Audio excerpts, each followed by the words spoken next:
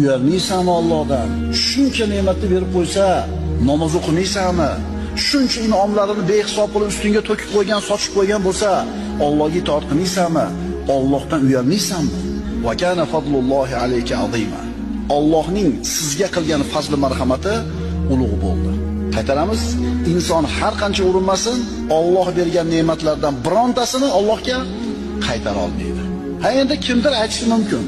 Va Ibrohim allazi vaffa degan Qur'onda Alloh. Vafo qilgan Ibrohim deyapti Alloh.